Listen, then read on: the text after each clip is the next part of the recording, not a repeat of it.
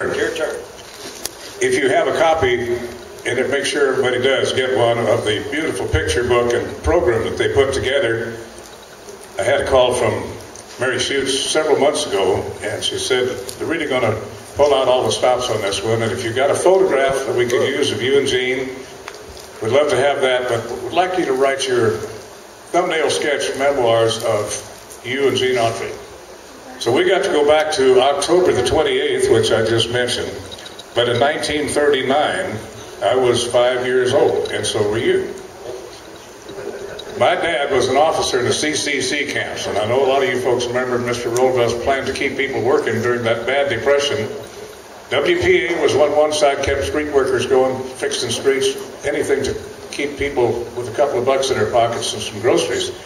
But my dad was quite a woodsman and grew up in the northern part of Minnesota, and he was able to keep his military rank after coming out of World War I and couldn't get a job during the Depression, and they made him an officer at the CCC camp. They brought a bunch of boys up from the South. Some of them had never had shoes on in their entire lives. Put them to work planting trees and clearing brush up in northern Minnesota, and put them like an army camp. And in that army camp type atmosphere, when I was a kid, on my 5th birthday, October 28, 1939, they brought a movie around about once a month, usually on a 16 millimeter. They showed it on a bed sheet, spread out a big old bed sheet against the wall over there, and everybody in the camp came to the movie. Didn't make a difference what was playing. Usually the movies were several years old by the time they got there. It was way up where we were. And this movie was 3 years old. It was made in 1936. It was called Guns and Guitars. It starred Gene Autry and Smiley Burnett.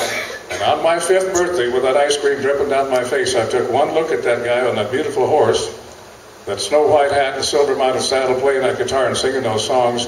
And from that day on in my whole life, I never wanted to be anything but him.